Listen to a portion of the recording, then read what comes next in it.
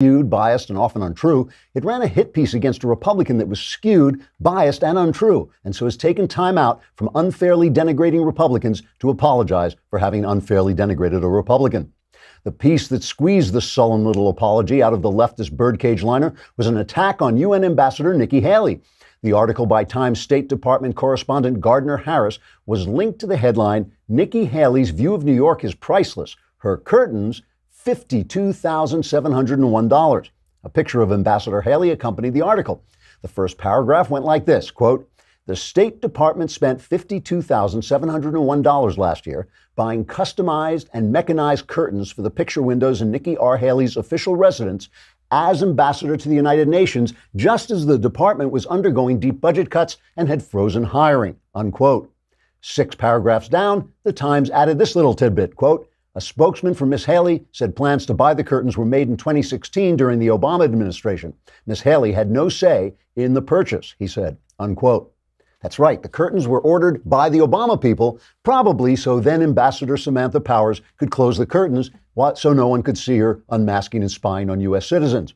New York Times editor Blithering Prevarication III issued an apology for the article, writing, quote, "In our mad rush to unfairly denigrate a Republican, we accidentally unfairly denigrated a Republican in a manner that made it apparent that our once great paper, while still maintaining its former appearance, has now become a corrupt and dishonest mouthpiece of the socialist wing of the Democrat Party.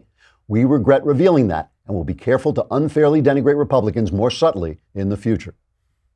Okay, the New York Times didn't really print that. That would have been the truth, which has no place in the New York Times. Trigger warning, I'm Andrew Klavan, and this is The Andrew Klavan Show. I feel hunky-dunky, life is tickety-boo. Birds are winging, also singing hunky-dunky-doo. Ship-shape, tipsy-topsy, the world is zippity-zing. It's a wonderful day, hurrah, hooray! It makes me want to sing. Oh, hurrah, hooray! Oh, hooray, hurrah! All right, we are back after this sad and lonely Klavanless weekend that you were going through, not me. But we will talk about Brett Kavanaugh, of course, and Sara Gonzales from The Blaze is going to be here in the studio with us to talk about the news and how it works and her new show about the news. First, we should talk about the Boll and Branch sheets that I've been lying awake on, because some of you I know, love to sleep in your Boll and Branch sheets, comfortable. You're just weak. You're weak. Those of us who stay awake all night, we are the ones who know that Boll and Branch are the most comfortable and attractive sheets you can buy. What makes them unique is each sheet is crafted from 100% organic cotton, which means that Boll and Branch sheets are not only incredible, but look amazing. And since Boll and Branch sells exclusively online, you don't pay that expensive retail markup. That's half the price for twice the quality. You will love these sheets. Try them for 30 nights. See for yourself. If you're not impressed, return them for a full refund, or just give them to me. I'll use them. Anyone who sleeps on Boll and Branch sheets loves them. That's why they have thousands of 5-star reviews. Go to bollandbranch.com today and you'll get $50 off your first set of sheets plus free shipping in the U.S. when you use the promo code Klavan. That's $50 off plus free U.S. shipping right now at bollandbranch.com, spelled B-O-L-L and branch.com, promo code Klavan, bollandbranch.com. Promo code Klavan. I love to lie awake on these sheets and ponder the great questions of life, like, how do you spell Klavan? Oh, it's K-L-A-V-A-N.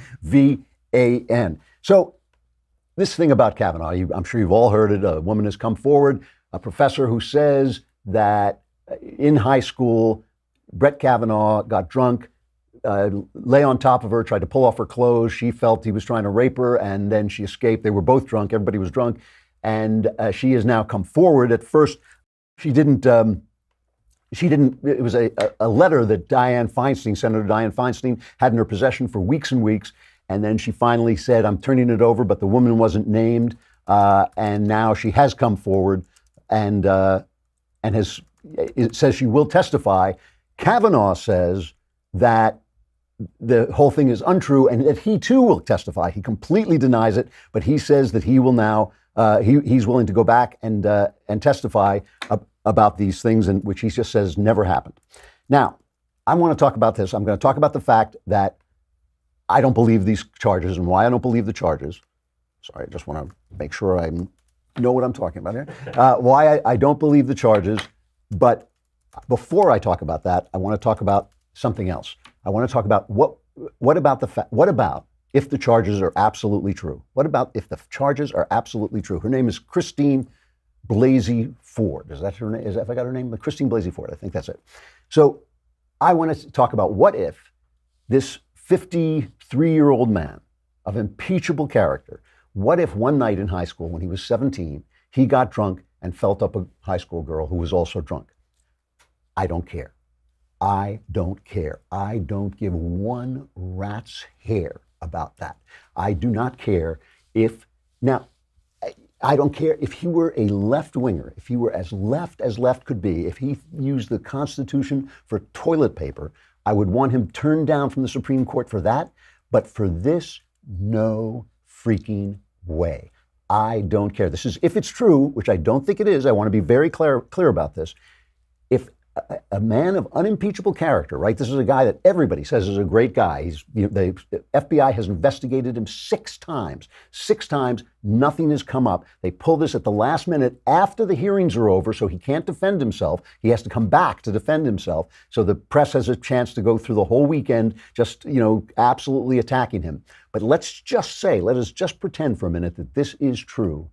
I don't care. If this were a woman being appointed judge, and it turned out that she had had an abortion, which at least is permanent, is something that you can't take back, right? I mean, this is, he felt her up, but he didn't rape her or anything like that. That would be a different story. That's not the story we're telling. Is a story that he just got on top of her and he mauled her.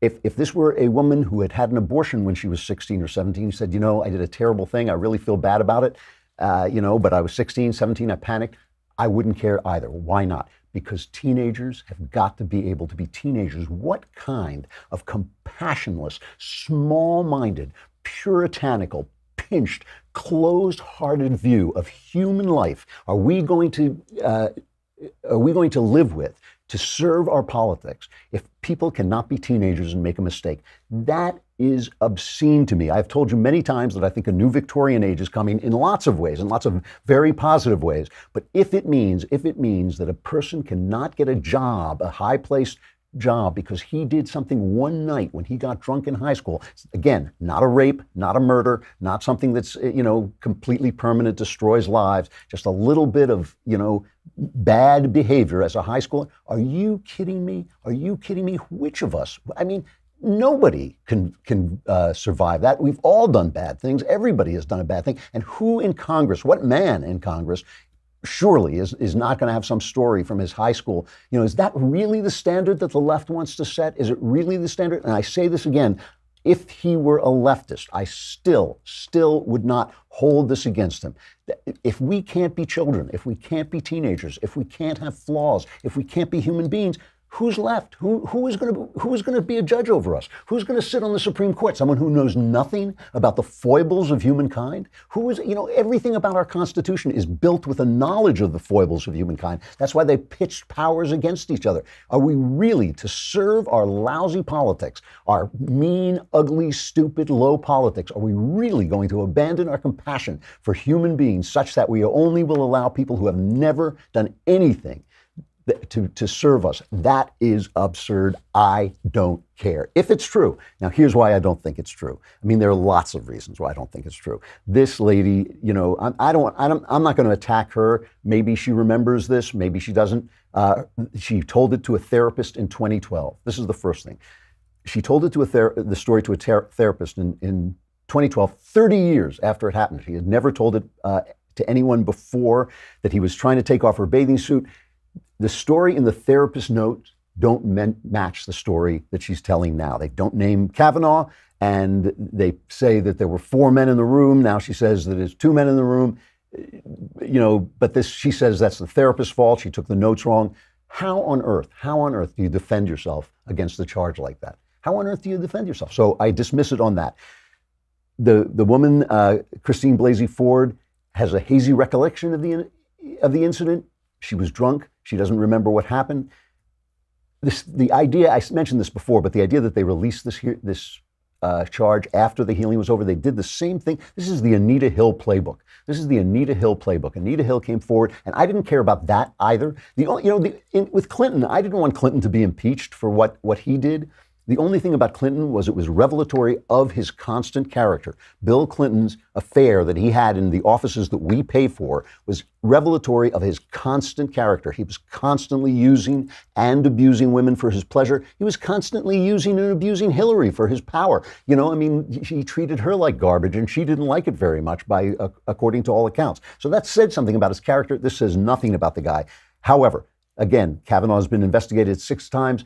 There are all these women who have come forward and said that he was a wonderful guy. I think 65 women signed an affidavit, and the left's response to that was, that proves he's a bad guy. Why would he have to have so many people come forward if he wasn't defending himself against something? So the more people who come forward to defend you, if you happen to be a conservative, that condemns you. That's what condemns you. The other thing about this woman, and this is important, let me get to that in a minute. I want to talk about the way her students, she's a teacher, a professor. I want to talk about the fact that the way her students react to her. But first, Kavanaugh's mother, who was a circuit court judge, once ruled against her parents. That's something that may give her a grudge. And finally, she is a very left-wing, Bernie-supporting Democrat who donates to left-wing causes and has previously signed an open letter challenging Trump's border policy. Some people said, for instance, that, well, when she first talked about this, it was 2012. And so Kavanaugh, but she didn't mention Kavanaugh at the time, it seems like. So why would she say it if then Kavanaugh wasn't going to be in the Supreme Court in 2012? But Mitt Romney said he would pick Kavanaugh too. He put Kavanaugh very high on his list, so that she may have had a grudge against him, a political grudge against them too. So I'm going to get back to her students in just a minute. But this is such baloney. It is such a baloney thing to do. These guys will do anything to protect, the left will do anything to protect their power from the Constitution. They do not want that evil Constitution coming and taking their power away. Let us talk about Lightstream, because I know, you have that credit card. I do this all the time. I have my credit card. It's like, it's not even money. It's just a little plastic card. You hand it to somebody. Then the bill comes due, and if you've ever read the small print on your credit card, the interest that you have to pay on a credit card loan is crushing. It is crushing. But with Lightstream, you can take out a loan and pay it off at a much, much better rate. Lightstream offers credit card consolidation loans from 5.89% APR if you're using autopay. That is lower than the average credit card interest rate of, get this, over 18% APR. The difference is amazing. Get a loan from $5,000 to $100,000. You can even get your funds as soon as the day you apply. Lightstream believes that people with good credit deserve a great interest rate and no fees. My listeners will get a special discount on top of Lightstream's already low rates. The only way to get this discount is to go to lightstream.com/Andrew, lightstream.com/Andrew. This is subject to credit approval. Rate includes 0.50% autopay discount. Terms and conditions apply, and offers are subject to change without notice. Visit lightstream.com/Andrew for more information. One more thing about this, the accuser, Christine Blasey Ford, Dr. Christine Blasey Ford. She is rated, her students, students give ratings to their teachers. Some of the things they say about her are, for instance, something is wrong with her. She says she holds grudges against students who cross her. Here's one of the things a student wrote, and these are before these charges came forward. These are from 2014. Christine Ford is the worst educator I have ever experienced. Avoid taking her class and avoid any interaction with this person. I feel like she has something wrong with her, and I'm surprised no one has caught this. Another one, Professor Ford is unprofessional, lacks appropriate filters, and I'm honestly scared of her. She's like, both Roger Kimball and Myron Magnet, two of the smartest human beings I know. Myron Magnet, who's at City Journal, and Roger Kimball, who often writes for The Spectator, they are two of the smartest people. I always tease Kimball because he wears a bow tie. So he's the only man in America who wears a bow tie and means it, because that's how smart he is. They both were comparing this to the Anita Hill playbook. Anita Hill, they told Anita Hill she wasn't going to have to testify. Ultimately, it became this enormous circus. They will say anything, they will do anything, they will slander anyone to stop their power from being taken away by the Constitution. I have to say, it's like watching some kind of demon snake writhing in the hands of the people who are trying to pry the snake off the tower of its power. You know, it's like, you cannot give me, I am the snake of power. You will not take me away from my power. It's insane, the viciousness, and the idea of what it is doing to our sense of what it means to be a human being it's despicable. It really is terrible. You know, there was so much, that Nikki Haley story, which is appalling, that thing where they basically accused her of buying these curtains for whatever it was, $53,000. And it was really Samantha Power in the Obama administration. They buried that. It's only because they got caught. I mean, they finally ran this note at the top of the story. Well, it was a little unfair of us, you know, maybe as well, but we still don't like her, you know. It's like, what on earth do you, when you go to work at the New York Times and you're tying your tie or shaving your face in the morning or putting on your makeup in the morning and you look at yourself in the mirror, what do you think of yourself if you're working for that paper? You have to think that you are so wonderful, yet your philosophy is so great that it is worth lying and twisting things. The other one was this hurricane story, of Hurricane Maria and Hurricane Irma, which hit 3 weeks earlier in Puerto Rico. And they put out this story that there were it was the Milken Institute School of Public Health at George Washington University, found that from September 2017 through this February, there are an estimated 2,975 excess mortalities in the Commonwealth of Puerto Rico, meaning 3,000 people who died who wouldn't have died if the hurricane hadn't hit.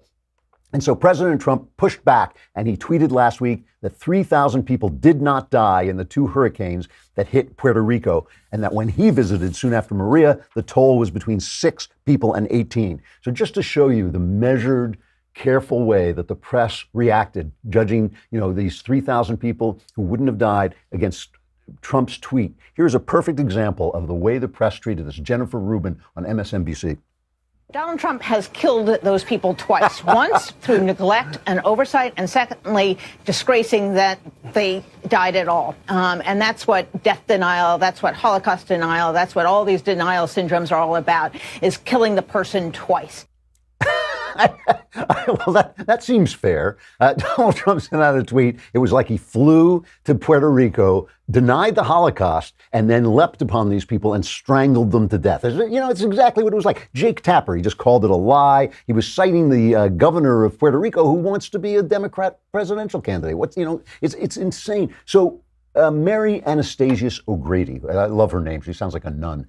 But in fact, she is the Latin America correspondent, columnist for the Wall Street Journal. So she wrote a piece today, and she said, you know, Trump is in the right of this. He was being treated unfairly. Their excess mortality, first of all, is not the normal way that you judge how many people died in a hurricane. You judge how many people die in a hurricane by how many people are killed during the hurricane. Excess mortality studies aren't the way you count the dead, because who knows why people died? Who knows? How can you say, well, you know, his car crashed into a tree, but it might not have if there hadn't been a hurricane 3 days before? You know, it's just not fair. But the point about this is that there aren't any other measures, other hurricanes that have been measured in that way. So there's no way to compare the deaths in Puerto Rico to other places, other hurricanes. So, because the case they're trying to make is that Trump and FEMA kind of botched the hurricane thing, and then they sell this on CNN. Oh, he doesn't care about brown people. You know the routine. They do it 100 times, 1,000,000 times. You've seen it and seen it and seen it. But it's all ridiculous. I mean, and the point that Mary O'Grady makes in the Wall Street Journal is that the attack on Trump is a disservice to Puerto Ricans. This is her writing. She says it helps the island politicians dodge their own responsibility for the loss of life. The failure of medical equipment due to power outages, for example, may have been one cause of numerous post-storm deaths. But as Mary Williams Walsh detailed in a New York Times story titled "How Free Electricity Helped Dig $9 Billion Hole in Puerto Rico," island officials mismanaged the power company for years, which left the grid highly vulnerable when the storm hit. In fact, she says, local government was thoroughly unprepared for Maria. According to the George Washington University study, neither the Department of Public Safety nor the Central Communications Office in the governor's office had written crisis and emergency risk communication plans in place. The health department's Office of Emergency Preparedness and Response had an outdated emergency plan. You know, I'm trying to make a general point here, a general point. Because of the left, because the left owns the press, because the left owns the media, because they have been hysterical about every Republican since Reagan and are now hysterical about Donald Trump, who I will admit gives them more cause for hysteria, both by the fact that he's more effective than most presidents and by the fact that he behaves badly at times. They have lost all sense of what they are supposed to be doing. They have lost all sense of truth. They have lost all, just, you know, the Russian thing, the Russian collusion investigation. If it comes out, as I'm almost positive it will, that Trump had nothing to do with, you know, was not colluding with Russia to do whatever colluding means. I mean, there's not even a law against colluding, not even a legal term. But if it turns out that there was no collusion between Trump and Russia during the campaign, as I'm almost certain it will when Mueller is finished with his investigation, what have they been doing to us for the last 2 years? You know, what have they been doing to us for the last 2 years?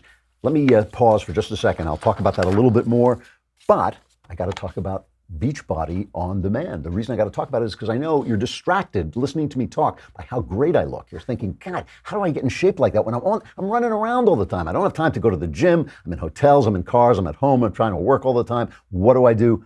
Beachbody on demand is the solution. It's got all these great, it's all it is. It comes on your phone. You can put it on any device that you want. And it's got all these programs for workouts and for dieting and anything you need to stay in shape. P90X, Insanity, 21-Day Fix, all the famous programs that you want are right there on Beachbody on demand. It's got world-class trainers, nutrition help, because obviously you got to eat well if you want to look as beautiful as I do. It just doesn't happen, folks. You got to work at it. So they have nutrition help. You can work out anywhere you want, anytime, on your schedule. So join the over 1 million people currently on Beachbody on demand. And here's how you do it. My listeners can get a special free trial membership when you text Andrew to 303030, 303030. You'll get full access to this entire platform for free, all the workouts, the nutrition information, and support totally free. Again, just text Andrew to 303030, and there you got it, Beachbody on demand.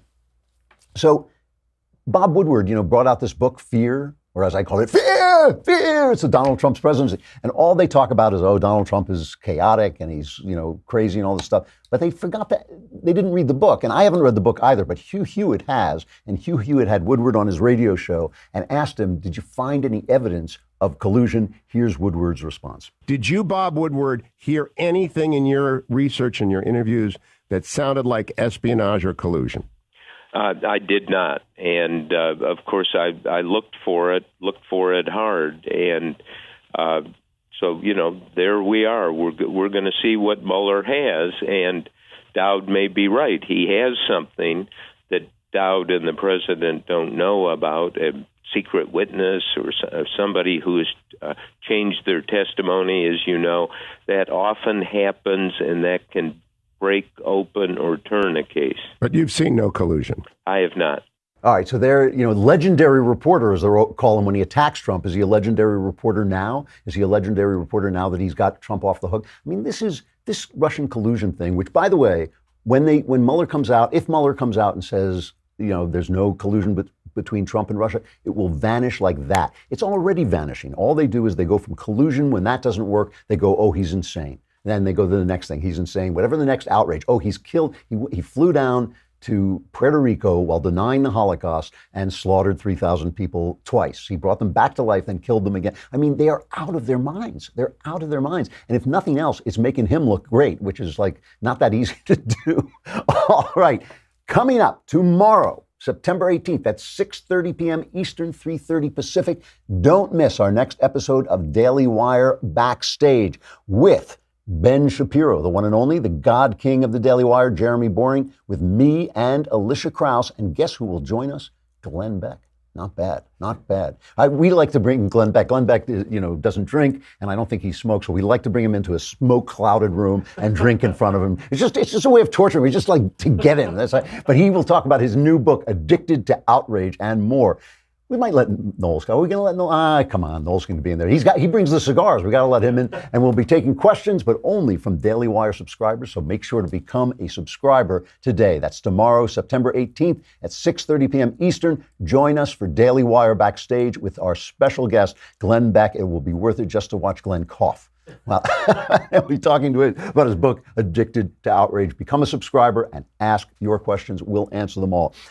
From the Blaze, we have the lovely Sara Gonzales coming in just a moment, but I have to say goodbye to Facebook and YouTube.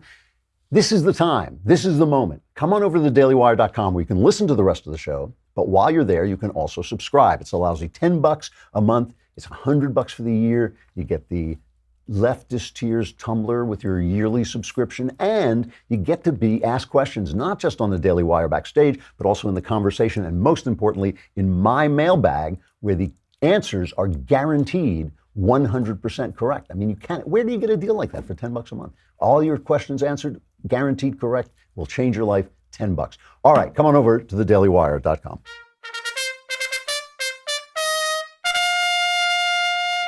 All right, Sara Gonzales is a reporter, producer, and host of The Blaze Show, The News, and Why It Matters. Sara has written for several publications, including The Blaze and Red State. How you doing, Sara? It's good to see you. I'm great. Thanks for having me. It's a pleasure. What is The News and Why It Matters? The News and Why It Matters, which, by the way, I did not pick the title. I realize it does not flow off of the tongue as you might want it to. However, it is very important because we live in an age where we're just inundated with all of these different media outlets just pummeling you with all of these different stories, some of which really may not matter to you in your life. So we try to take the stories that actually matter, to our audience and to America, and just try to fit it into a 30-minute show on television, and then we go overtime on demand and on podcasts where we fit in a little bit more, a little bit extra. But Americans don't have that much time to sift through what's important to them. So we try to help them out with that. So you pick the story that matters.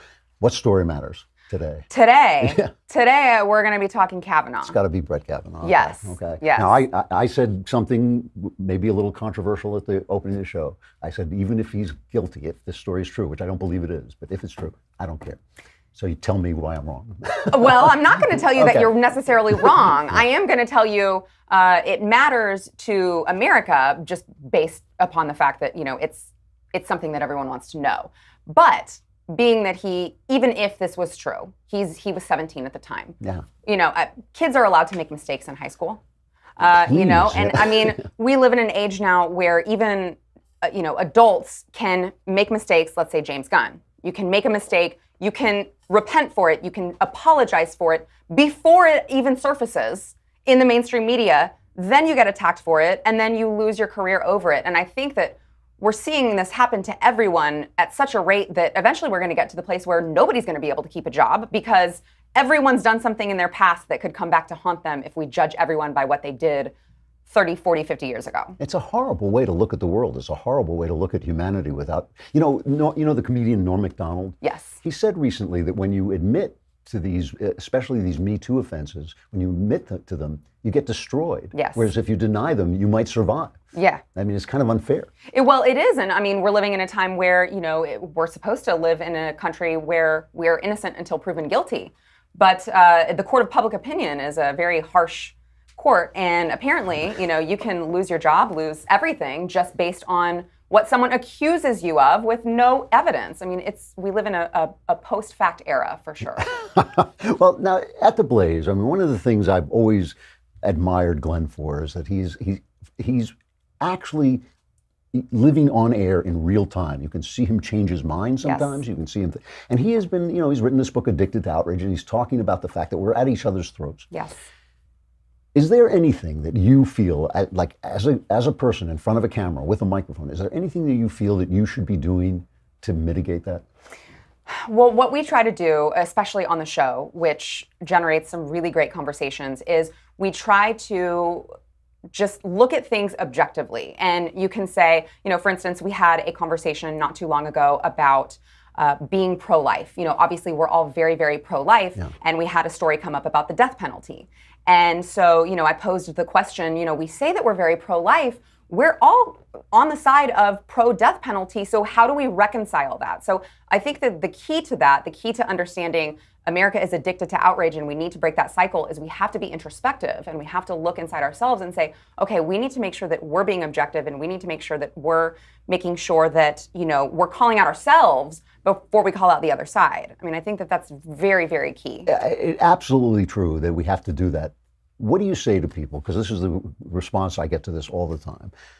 Just this week, last week, the Nikki Haley story. Yes. I mean, that was scurrilous, and there was not a mistake. That was not an accident. Absolutely that was a hit job on Nikki Haley. Yes. They hate her, and they do it every day. I read the Times every day, mostly for the satire, but I mean, they do it every day.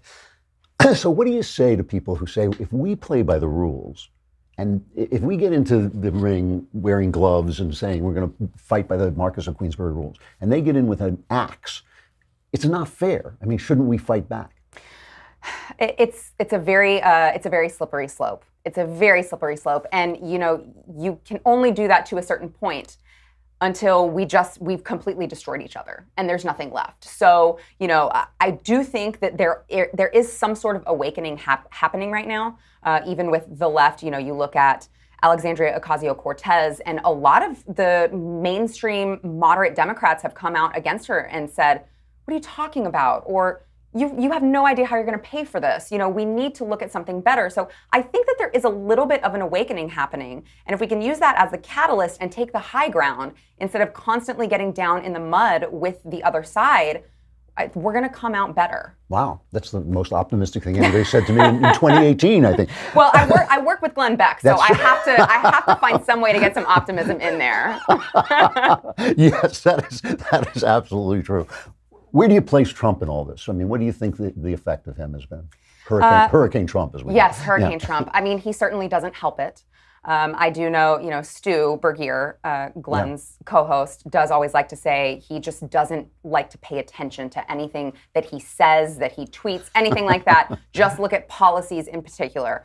I can see why he would want to do that. But, anytime that our president is coming out saying anything controversial, I just wish someone would take away his Twitter, really. Just take away his phone. But he doesn't help that. But he's fighting with the media, and he's in this constant battle with, who is going to be the martyr and who is going to, be the winner in this one particular battle. And I feel like as the president of the United States, he should take the high road. It doesn't always happen. I wish that he would, because then we could at least say, hey, the leader of the Republican Party is the one setting the example for everyone else. But, if someone has to do it first, and it sure ain't going to be the media. Well, that is the thing. I mean, that is the answer to this. Yes. I know a lot of people, sometimes me, who say, if we could take Trump's Twitter away, the guy would be on the $20 bill at this point. He has accomplished a lot. He has done a lot of good things. And done a lot of things with the press screaming that we were all going to die. I've seen that before. I mean, Giuliani did that in New York. He transformed New York. He was called a racist every single day by the New York Times. Reagan did it, and he was called all those names. They said everything about Reagan that they say about Trump. Obviously different people, but still. Yeah. What do you say to people who say, he's fighting back? I mean, we watched George W. Bush, and Karl Rove has admitted this. We watched George W. Bush just take it on the chin day after day, too dignified, too presidential to fight back. Trump fights back, and a lot of people, especially his base, say, yeah, it's about time. There's a way to fight back in which you're still not going negative. So you could point out, the New York Times had a misleading article about me. It was completely false. And then you could say, look at the economy, look at these statistics, look at the jobs, and you could say, you can fight back in a way that you're not getting down in the dirt, you're not calling the press the enemy of the country, you're not making these inflammatory remarks, but you're still pointing out, look at all these things that I've done a good job on. Look at the economy numbers. These are actual statistics that he could be spouting off to everyone anytime anything negative is said about him. And he chooses to get in the mud every single time instead of sticking to all of the positive things he could say. I mean, one of the reasons I think he is both effective and harms himself is he's actually one of them. He is one of the media. He's a media guy. Yes. And so he understands that he can't let the attacks stand, but he also fights back in the same way they fight with him. I mean, everything they do to him, he does back to them. Yes. And a lot of us, I mean, I get a lot of glee out of that when he's right, you Yes. know, but it can be awful. So when I look at the polls and I look at the economy, and I think everybody is thinking this, like, where is his popularity? And there's a lot of reasons why he doesn't have it. If you're talking to an ordinary person, by which I mean somebody who's not in the media, there must still be people left who are not in the media somewhere. Lucky them. Right? Lucky them. Exactly. What would you say to them? You know, what would, if you were going to write a book that said how to watch the news, what would it say? How to watch the news. Don't. Is that an answer? Don't watch the news. I think that, you have to decide for yourself what your principles are, what is important to you. So, a big part of the reason that Trump won that the Democrats completely overlooked was, what we call flyover nation. So there are these people that, they're middle class and they're historically Democrat, right? They voted for Obama, but they were finding that the Democrats were not paying attention to them. They were paying attention to the LGBTQ XYZ brigade, and they were paying attention to, the bathroom rules, and they were paying attention to all of these things, and they left out a giant portion of the nation. So, these people are saying, my paycheck is important to me. Where my money goes is important to me. My job is important to me, and they're leaving all of those people out. So I think that, they need to watch the news according to what is important to them and their life, which, again, is why we have the news and why it matters. That is very good advice. And the news and why it matters is a good thing. I have to ask you one more question, a personal question. Okay. I'm sorry, because I saw this online. Yes. This is the only for those, many people listen to the show. If they can't see you, you're absolutely lovely, and you look like a fashion model. Thank you. You weighed 100 pounds more. Yes. I saw a picture of you. You were unrecognizable. I was fat. We can say that. How did you do we're, that? we're not PC around No, where no, I'm no. from. Fat. So I will go yes, with fat. I was. You were fat. I was very fat. Yeah. So it was probably 12 years ago, and I was in my last semester at college, and I just decided I wanted to go into law enforcement. And so I wanted to get ready for that. I knew I couldn't do it being so overweight. So low carb, exercised every day, so no sugar, no bread. Wow. Yes, and I did it. It took me 2 years. Well, it should take you 100 pounds. Yeah, I did it the right way, right. I did yeah. it the right way. So it took me 2 years, and I got pregnant, gained a little bit of weight back with pregnancy, and then lost it again. Wow. Just with the same style modification. And do you of still diet live and that way? exercise. I do. Wow. Okay. I do. I'm impressed. Yeah, I haven't touched a carb in 10 years now. Really? Every once in a while, I make an exception. But very impressive. Sara Gonzales, The News and Why It Matters on the Blaze. Really nice talking to you, and I hope Thank you. I hope to see you again soon. Thank you so much for having me. I have to show you one thing from the Weather Channel. If you haven't seen this yet, it's been all over online. But do we have this clip of this guy pretending that he's walking into the wind to show you how bad the hurricane is? Just play this clip. Okay, picking it up here in Wilmington, North Carolina, right at the Intracoastal, and we're in one of these bands. This is about as nasty as it's been. We had some bands like this last night, and then the eye wall this morning, we were not on TV. It was the dark and raucous night at the hotel. And this wind gusting again over 60 miles an hour. Things blowing by, pieces of limbs. Hilarious. What's happening is, if you can't see it, he's pretending to lean into this powerful wind while two people stroll by in back of him, clearly unaffected. And if you watch the plants, the wind is blowing in the same direction as he's leaning. So he's not even leaning in the right direction. So if we distrust the news media just a little bit from time to time, like feeling they're all a bunch of liars and lowlifes, that's why. That is a perfect, it's only like a metaphor. It's like a metaphor for the rest of the media. All right, our crappy culture.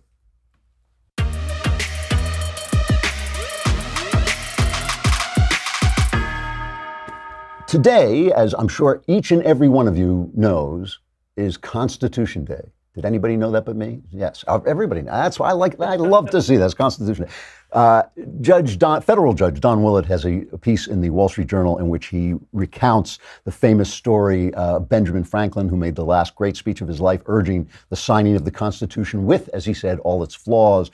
And after he signed it, he came out and the people, the crowd in Philadelphia shouted at him, "What have we got? Have we got a monarchy or a republic?" And Franklin said, "You've got a republic if you can keep it." And Judge Willett writes that the Constitution inaugurated a revolutionary design, Madisonian architecture infused with Newtonian genius, three separate co-equal branches locked in synchronous orbit by competing interests, ambition counteracting ambition. But the truly extraordinary element was that these three rival branches derived their power from three unrivaled words inscribed on the page in supersized script: "We the people." And he quotes Thomas Jefferson, "Wherever the people are well informed, they can be trusted with their own government." So let's see just how informed the people are. My friends at Campus Reform, we love these guys, went out, and now this is actually 2 years ago, I think. They went out and asked people whether the Constitution was being treated as if it were too important, if people were paying too much attention to the Constitution. Here's what they said. I feel like sometimes people use the Constitution as an excuse to not think and to not work towards progress. I come from North Carolina, and there are a lot of people in that area who I think take the Constitution too serious. The Constitution was written, it was kind of vague and using the language that we don't use anymore, and so a lot of people just don't understand what it means. In a large part, I think the text of the Constitution itself and a lot of the amendments are probably taken a little bit too seriously. That attitude has a lot to do with sort of like our, path-dependent reliance on the Constitution and the way we're sometimes afraid to think, in more utopian ways. A lot of arguments end in someone saying, "Oh, well, this is what the Constitution says, so therefore this is what it is." People tend to want to read the Constitution very strictly, when in reality it's a living document. It changes with time. We have to keep updating. Like, we would update anything after, the dictionary is updated like once a week. I think the Founding Fathers definitely didn't intend for the Constitution to have, just direct interpretation. I don't believe in direct interpretation of the Constitution. So we're in deep, deep trouble. I like the girl who said it prevents us from thinking utopian thoughts in a more utopian way. That's its purpose. That is the purpose of the Constitution. It was written by people who knew. It was written by people who understood what human beings are, how flawed they are, how sinful they are, how ambitious, how selfish they are, and it pitted us against one another to keep the government from taking away our freedoms, which is the natural thing that it does. Study more, learn more. Don't be a moron. Figure out why they wrote the Constitution. It can be changed. There's nothing wrong with changing it and updating it. But it is one of the greatest political It is the greatest political document ever made. There's only one original, radical political thought. One. And that is that you should govern yourself. Everything else is Pharaoh. Everything else is Pharaoh. It may be Pharaoh for equality. It may be Pharaoh for, because we can run the economy better than you can. It may be Pharaoh because we're the experts and you're not. It's all Pharaoh except for the Constitution, except for the idea that you should govern yourself. It's a radical idea. We do not want to lose it. We should cling to it with everything we have got. All right, some of you may have noticed that Michael Knowles wasn't here today. I didn't, but some of you may have. That was because he had a little accident. I accidentally backed over him with my car 3 times. No. We were on the Blaze, and he's coming up. He'll have his show, and he will be back. We didn't fire him. Ben hasn't fired him yet. I'm the last guy to get the memo, so he hasn't fired him yet. Tomorrow we will be back. I'm Andrew Klavan. This is the Andrew Klavan Show. Be there.